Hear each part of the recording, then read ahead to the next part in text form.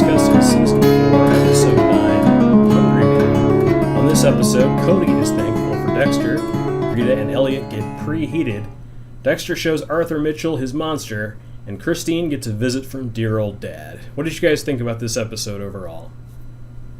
Yeah, I really enjoyed this episode. It gave a little bit more insight into what's going on in the Mitchell household and jumped everything forward quite a bit. And just it started the race to the finish, and I'm excited. Yeah, I really liked this one too. I thought we had a lot going on. There were some really good high points to the season in this episode, especially in the Mitchell household. This episode gave me such anxiety because that is exactly how family functions usually turn out. And I felt like it was it's so realistic. I was like, this is so good because it feels real. And I really enjoyed it for that aspect because not a lot of shows make me feel like I have anxiety. And I felt it through the entire episode, which is bravo. Yeah, I think the reveal of what Arthur Mitchell is like with his family, like what that inner dynamic is really like, was fascinating, and it's just another layer of the onion to the most complex villain, certainly, but probably one of the more complex characters they've ever introduced in the show. He's got just as much going on, if not more, than Dexter does. So I feel like they really came up with a lot for this character. I do like how you introduced it with the whole Dexter shows Arthur Mitchell his monster, because kind of context, that's such a funny thing to say. Yeah. So yeah, if they hadn't seen it, they would be like, "Well, this is a holiday for the books." Showing the monster. What was that? Isn't there like a B-52 song about it, or the lead singer at least? Oh, Make the Monster? There's a monster in my pants. Yeah. That one. Yeah, there you go. All I could think of was Rock Lobster, and I was getting really confused by the reference. But Fred Schneider has a very strange and interesting solo career. So, Dexter explains to a frozen turkey that it has one more day. Mitchell destroys a bunch of his son's baseball cards, or baseball trophies, after finding out that Jonah quit the baseball team. Dexter finds the son smashing the classic car with a baseball bat. He tells Jonah tells Kyle that Mitchell is abusive. Jonah agrees to return to the Mitchell house with Kyle for Thanksgiving, featuring Mitchell can't attack him when on his best behavior. Yeah, this scene is a bit awkward because Dexter is just like stalking outside their house and then drives off after the kid. The kid, I don't think, ever asks him why he's there. He just like, oh, hey, Kyle's here out in the middle of nowhere following me around. He does say, what are you doing? Yeah. Oh. He does say, what are you doing here? And Dexter just deflects and asks his own questions. I mean, it's a terrible explanation if I remember right, but I don't think the kid probably cared at that point. Like hunting gators or something. Yeah. I guess. I don't remember it, but yeah. Deb has figured out about Trinity's victims. She also tells Dexter that they figured out that Trinity didn't shoot Deb. Dexter begs her to come over for Thanksgiving, but she says no. The ACLU is threatening to shut down the DNA sweeps, so Angel and LaGuerta discuss this and the fact that they'll both be working over Thanksgiving, and insert a shot of what looks like a 100-year-old photo of LaGuerta's family back in Cuba. It's like in black and white, but like washed out sepia, like. Seriously, every scene that they have is just cringeworthy.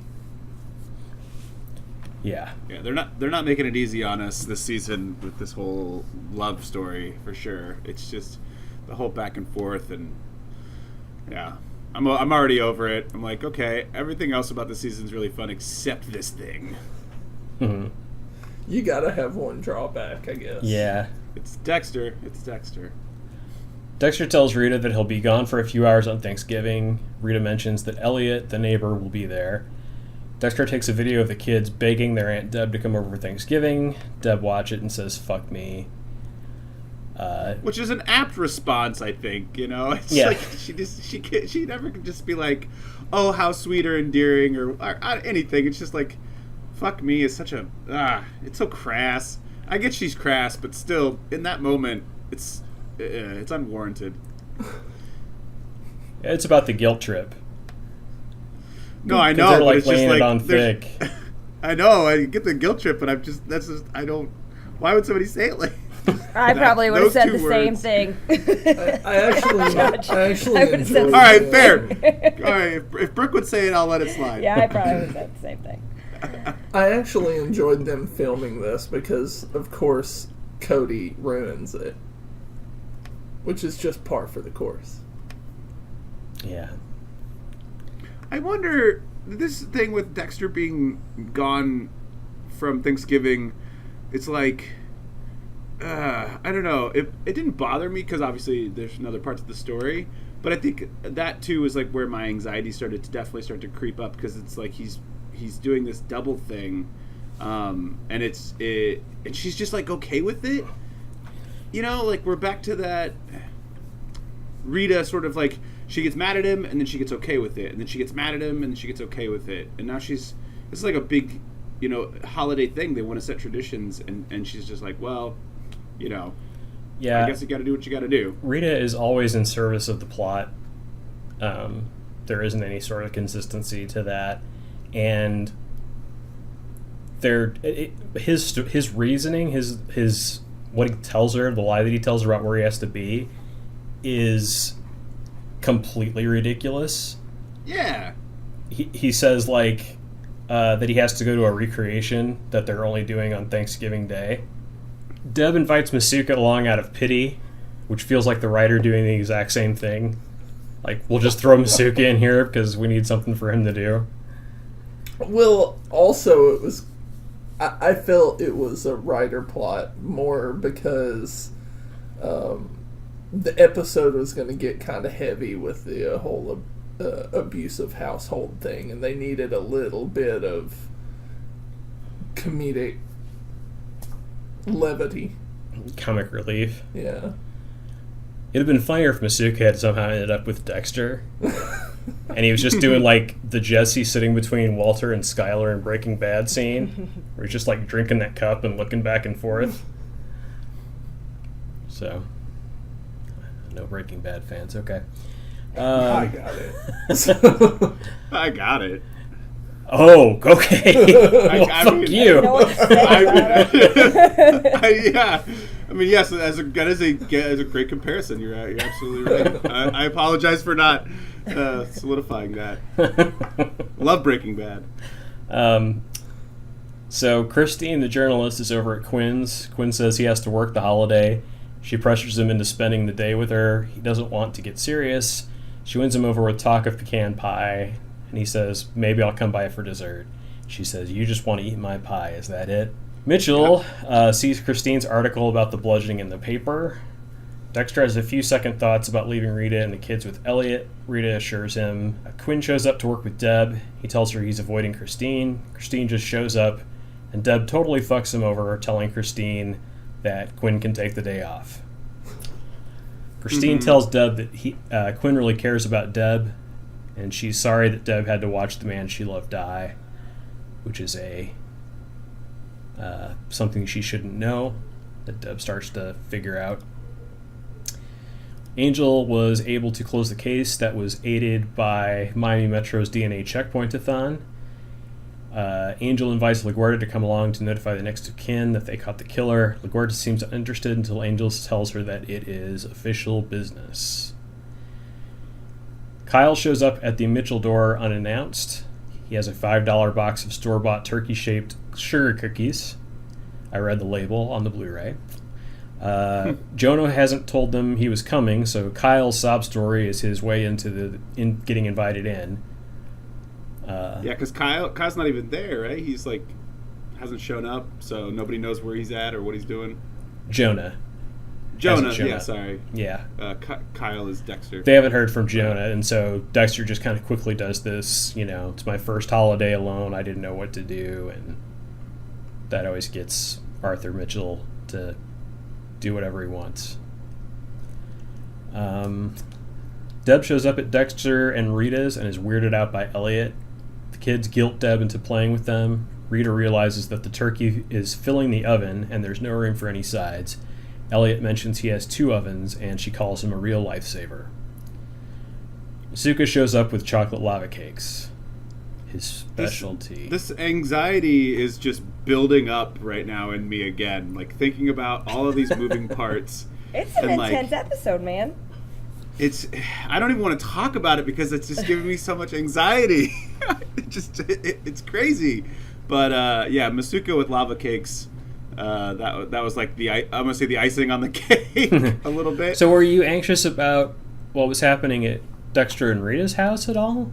Yeah, because the Elliot thing also was putting me into like an anxious mode because I was like, oh, well, they've clearly established that something could be like brewing here.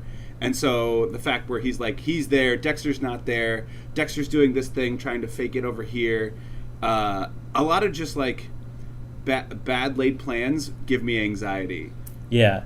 I didn't, any of the times that I've watched these episodes, which I guess this is my 3rd time watching them, I never really was worried about Elliot and Rita. I always just felt like that was to give Rita something to do while everything else was going on. There wasn't anything really that bothered me or had me kind of on edge about what was happening over there. For me, it was all about, whether or not Jonah was going to be able to successfully navigate his way back into the house with the damaged car, and if Dexter playing Kyle was going to be able to keep his dad from kicking his ass. So yeah, that's definitely the main thing that they're focusing on. I mean, for the storyline of Dexter's stuff, I just got caught up in the whole Rita life for a hot second. Yeah, I guess. Well, I'm not saying that you're wrong to do that. I think that's good that it worked that way for you. It's just it was so much lower stress for me than what was going on with the Mitchells, and we'll get into it as we go. But I did not expect it to go nearly as far as it goes with the Mitchells. I thought they would have, this feels like what normally would take like 3 episodes of Dexter to get through, and they do it all in one. It's just this one big nightmare Thanksgiving afternoon. So Mitchell's wife asks if Rebecca can come out now. Mitchell says he'll go get her. That's a good moment there, because it's just super. It's where you start seeing how truly bizarre everything is, because Dexter says, "Oh, is she grounded?" And the wife laughs, "Oh, no, nothing like that." And you're like, "Well, shit, what is it then?" Nothing like that. She's just padlocked in her room. Right. With a bunch of stuffed animals. Yeah.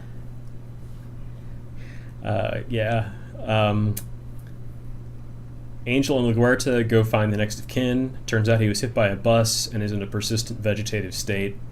Angel and LaGuerta tell the unresponsive old man that they found his wife's killer. There's a shot of their wedding photo, which isn't quite as bad as LaGuerta's family, but it's next to some medication. And one of the bottles is a bright blue milk of magnesia bottle with a 1992 July expiration date on it in a hospital. I kind of went back and forth around that, trying to figure out, okay, is he home? Is he getting medical care at home? No. Maybe it's a nursing home, which would maybe make it more possible that they have an expired bottle of milk of magnesia, but yeah. But that expired? Right. Well, I'm not saying it's a good nursing home. That's 17 years, as far, when this aired. I was really trying to make it make sense, though, that maybe he's getting the care at home. No, that was just... And that was very pointed. They intentionally showed this super old bottle. Somebody thought that out. Yeah, I think they liked that they liked the color. The set decorator liked the color. Honestly, I think that's what it was there for. And they faced it so they could show you what it was, but in high definition, you can definitely see what the expiration date is, and it's like gross. The It was worst left over from like product the set of placement Taxi ever. or something. Okay, no, Yeah. two, probably not, but It's from a Seinfeld episode. yeah, that's better. Rebecca says hello to Kyle. Mitchell invites Kyle to play football. He finds the casket in the garage. Mitchell says he made that when he was confused. Jonas shows up in the smashed car. He tells Mitchell he doesn't know what happened to the car. Dexter says that's why God invented car insurance.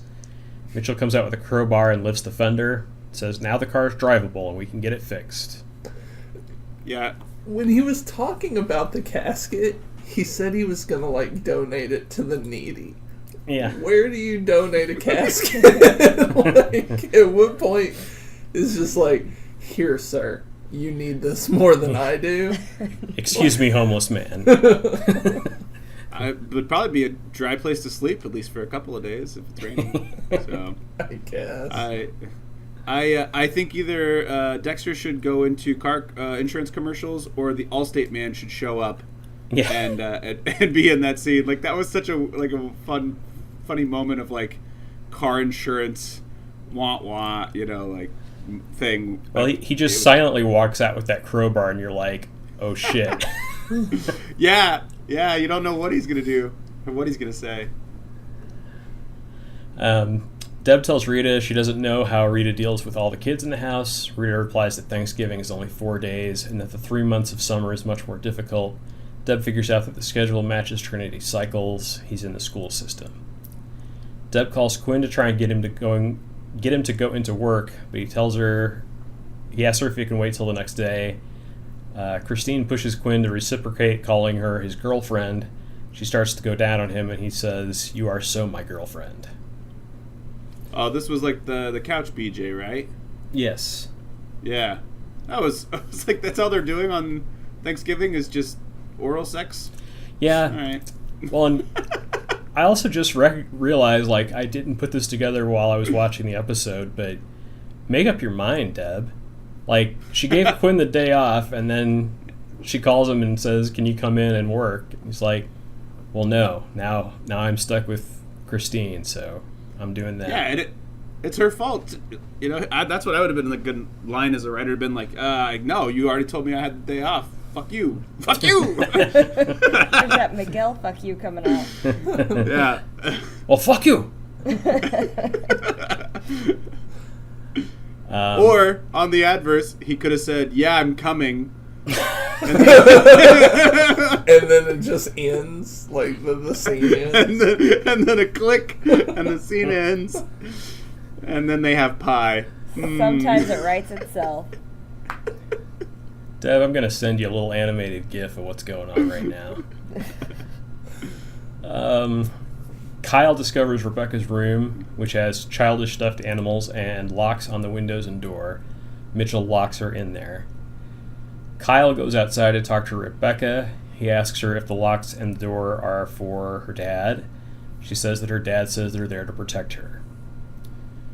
Mitchell breaks one of Jonah's fingers. He stifles his scream so no one hears. Rebecca says that the locks were revenge for her running away. She offers herself to Kyle if he'll take her away from home. She tries to kiss him, but he pushes her off. Sally, the mother, sees this. Rather than yell at Kyle, she apologizes for Rebecca and asks him not to say anything to Arthur Mitchell. It's such a good scene. She includes whatever you're going to do with her as one of the things that she's not worried about. Like, whatever you were doing, whatever you're going to do with her, just don't tell my husband. And Dexter says, what the hell does he do to these people? Yeah.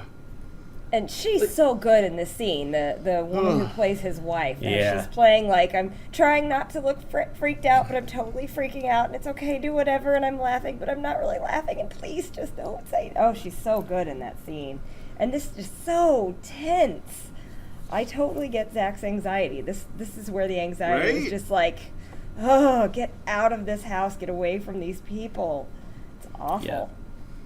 Yeah, and it's like, yeah, exactly. It's not just like pure anxiety of like, oh no, like it's other levels of anxiety all over the board. Like, I get anxious in different ways with the Rita thing, and then with this thing, and with just like Dexter being alone.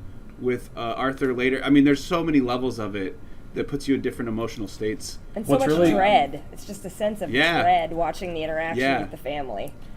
This particular thing really hit home for me because I was actually in a situation sort of like this where it was before I had a license, and the circumstances were kind of strange, but there was this girl that I was dating that lived about an hour's drive from me, so it was mostly a long-term relationship or a long-distance relationship, and on the brief occasions where we were able to spend time together, or even when I would like call her on the phone, it was pretty clear that her dad was like an abusive father or husband at the very least. I could hear like plate shattering and arguments going on and all that kind of stuff happening.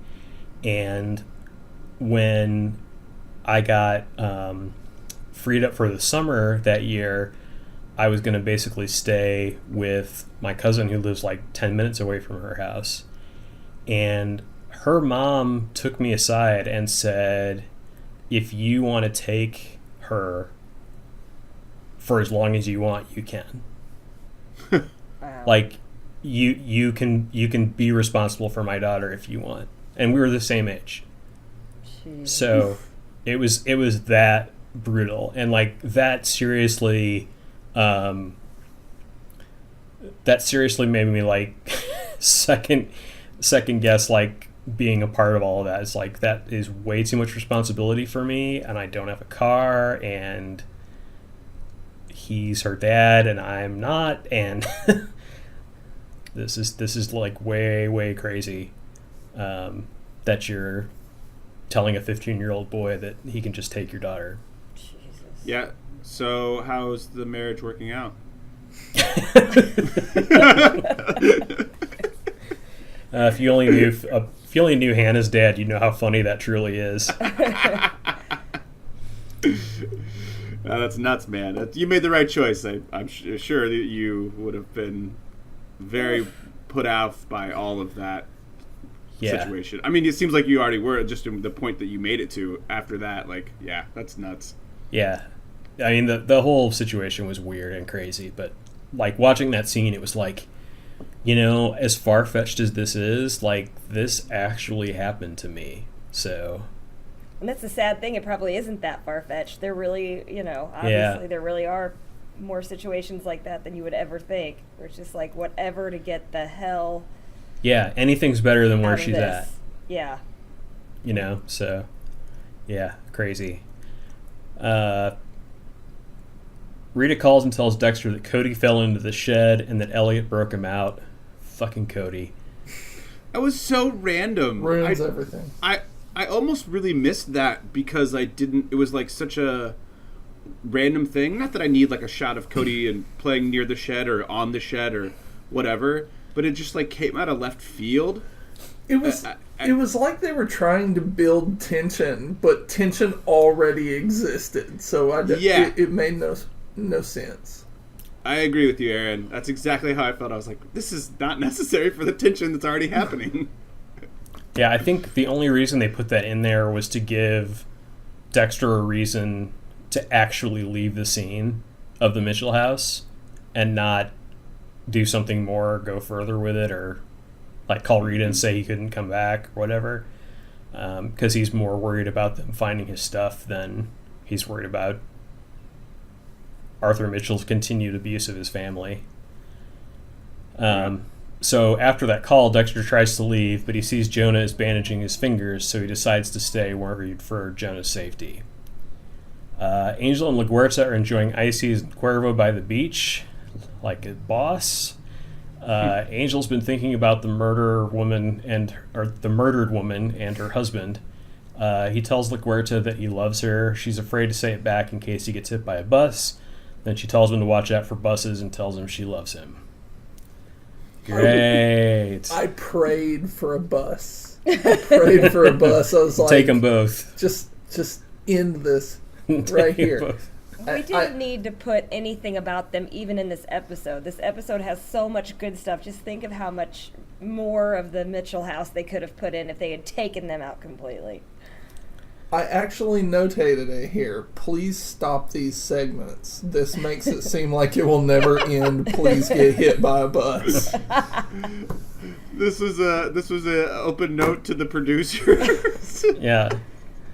Well, they needed something for Luna Lauren Velez and David Zayas to do for their paycheck that week. And they went with Ices and Cuervo. Hell yeah. I mean, so we all need to get through their scenes, so.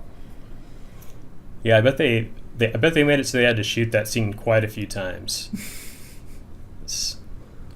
They enjoyed their Cuervo. Ices and Cuervo would have made that exponentially better. Ices and Cuervo actually sounds like a good recipe for throwing up. That's fair. But it sounds like way too much sugar. Worth a shot.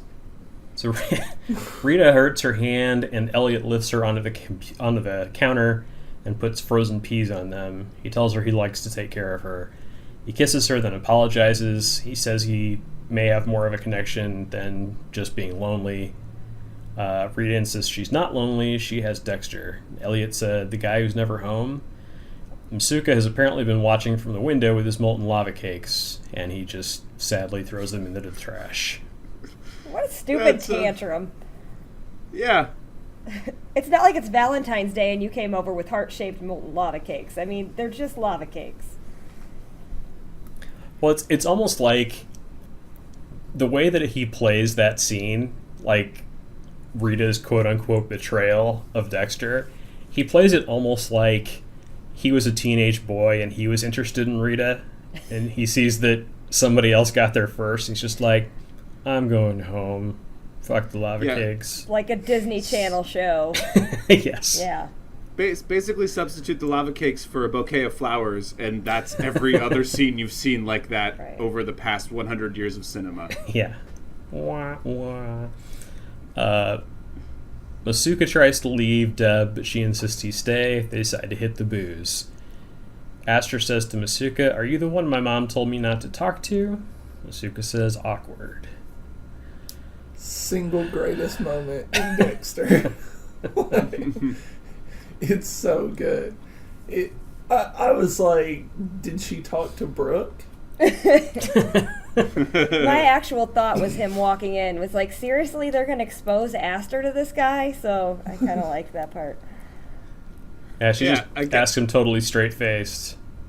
So are you the one? As I recall, back to the like weird guy photographer that was taking pictures of them in last season or whatever. Like, she's totally, it's okay to talk to strangers or people who don't seem that strange, but Masuka, off limits. Yeah. Do not approach. It was a very funny moment, but still very weird to me. That. Well, yeah, I think the Masuka threat is more about, like, vocabulary words than anything else. She would learn She's a lot. a teen. Mommy, what's slug fucking? Uncle Masuka was talking about it. Mitchell starts Thanksgiving by saying that he's thankful for his family. The rest of the family say what they're thankful for, but don't mention him. He brings this up and specifically asks Jonah if he's thankful for him. Jonah says he is not. Sally, the wife, tries to jump in and say that she is so thankful for him, but Mitchell simply says, shut up, cunt. And Kyle says, whoa, Arthur.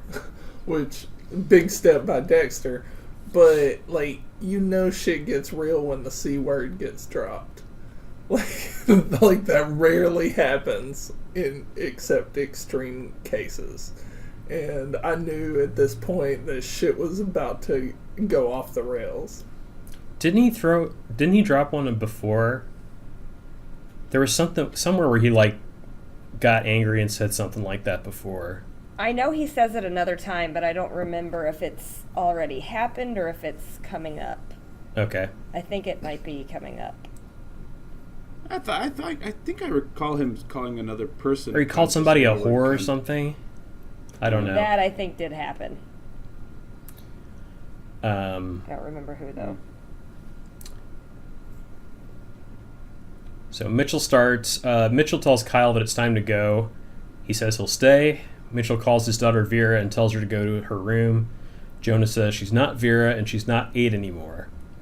Jonah goes and starts throwing Mitchell's build trophies and shatters Mitchell's sister's urn. Mitchell begins to strangle Jonah. Dexter takes off his belt and pulls Mitchell off Jonah by the neck and across the floor. He pulls him into a small room and closes the door, grabbing a knife. He tells Mitchell that he should have killed him when he had the chance. The wife and daughter walk in and scream at the sight of the knife. Dexter releases Mitchell and they rush to his arms. God, this family is whacked out. Nuts.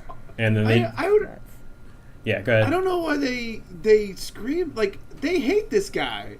And yet they freak out when they see him with a knife. He's not stabbing him. He's not doing really any physical harm to him other than standing over him.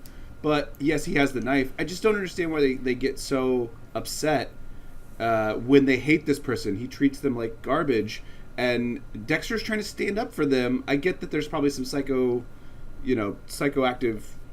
response to it all. But still, like, I don't know. I was just like, I know we're a couple episodes short of the finale, but let Dexter just wail away on this dude, you know? I think it's the mind fuck of being in that kind of controlling, abusive situation where you are terrified of your abuser, but you're so brainwashed and just, they don't know how to function without Arthur either. They're terrified of him, but they don't know how to not have him.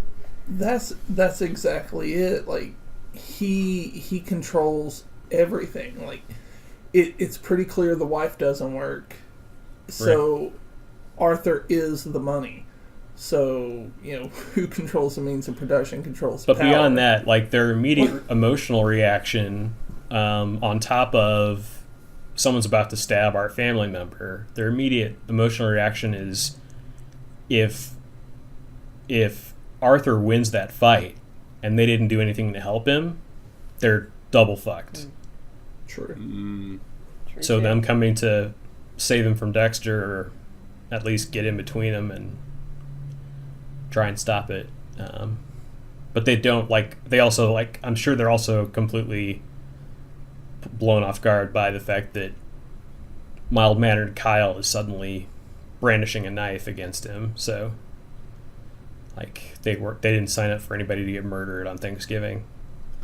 Yeah, I guess that was the first introduction of a weapon at that point, too. Everything else had sort of been handsy, and now we have physical weaponry that's, yeah, that's true. Well, and if Dexter just choked him out with the belt, done. Easy. Yeah. But he didn't. He had to, rub it in his face that he should have killed him before, and then he doesn't get to. It's Dexter's hubris right there. So there's a jump cut away to Dexter driving away with Harry in the passenger seat. Dexter says, "I'm thankful to be out of that fucking house." Harry tells him that Mitchell will see him coming now. He also says that he could very well do the same thing to his family in a decade or two.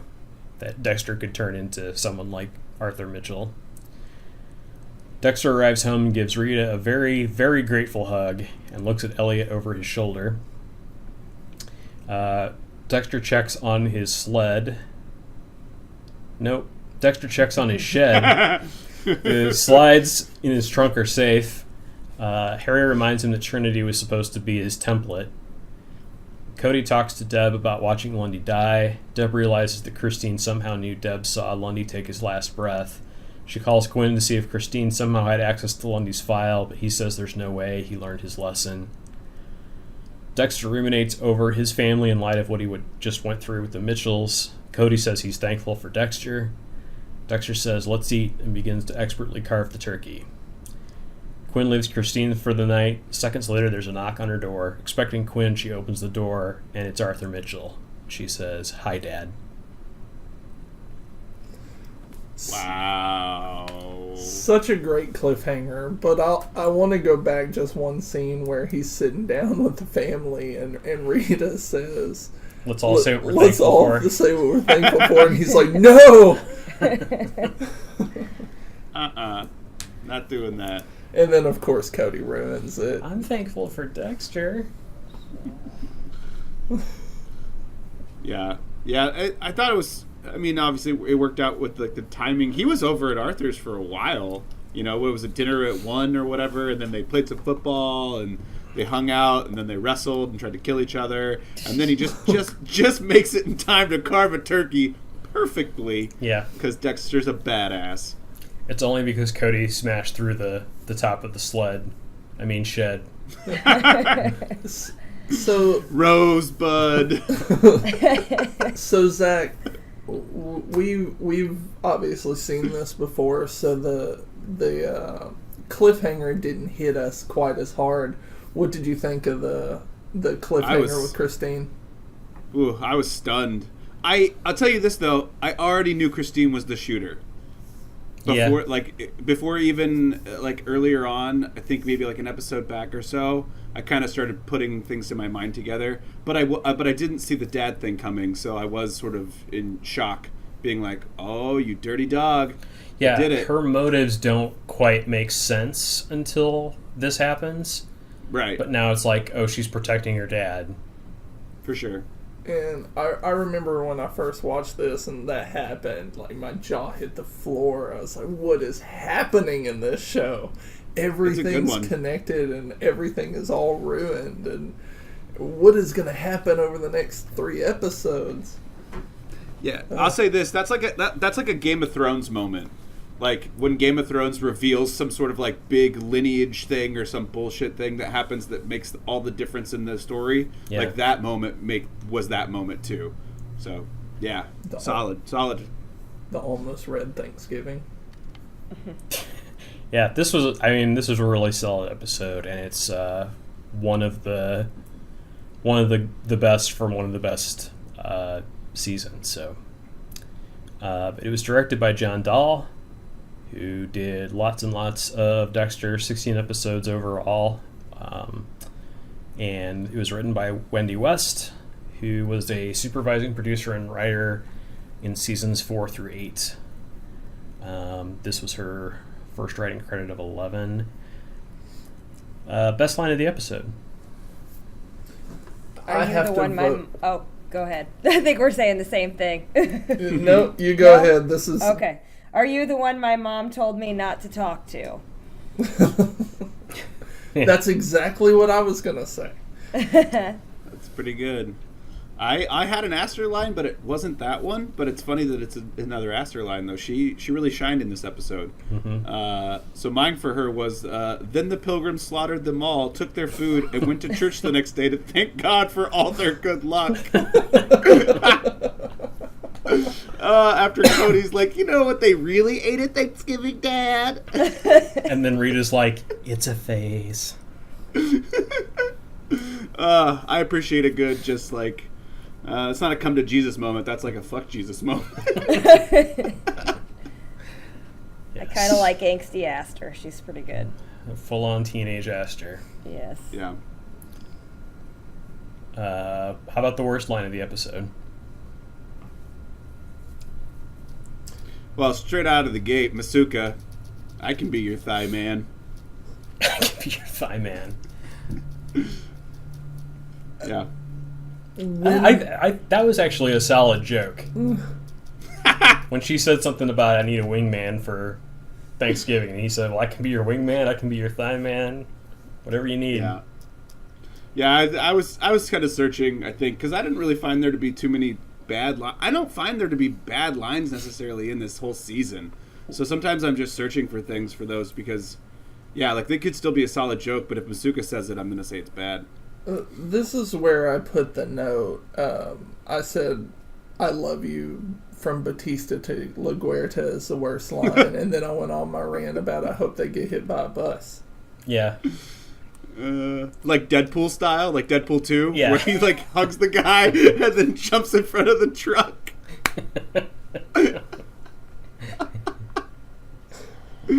I went with all of Dexter's dialogue with the turkey because he kept talking to the turkey, so that was kind of that was hard to pick. You got one day of those left. Lines. Yeah, Wait, sure. He talked to that turkey too much. Masuka talked in an episode, and you didn't give it that. Hey. I think I even gave him best line once. Come on. You did. Once. I think you gave him performance once. I did, she did. Once. I don't like change, Brooke. Look, how I about picked the- somebody talking to a turkey over Masuka. Yeah, that makes sense. How about the Chicky Hines Memorial performance of the episode? I give it to Jonah. Okay. I thought the kid that played Jonah did a really good job, especially during the breakdown at the dinner. This would have been the episode for him. I went with Arthur's wife. Yeah, she was really good too. Yeah. Then I'll go with Rebecca. Just Might get the whole as well. family. It's Vera. Yeah, I'd be having to put up with that shit. But also the way she approaches Dexter is like, you know, it threw him off, which is not easy to do. And just the whole way that she approached him and was like, I'll do anything you want and all this. You're just like, I didn't see that coming either. So I think that was like one of those moments as well where I was impressed that they... You gotta watch those church girls, man. Yeah. They get locked When they down. want something, they want something. You know what I'm saying? I think you do. yeah, I get it. Back off, Dale. Fuck me. That'll do it. Thanks for listening, everybody. Thanks for helping out with the podcast. See you on the next episode of Deeply Discussing Dexter.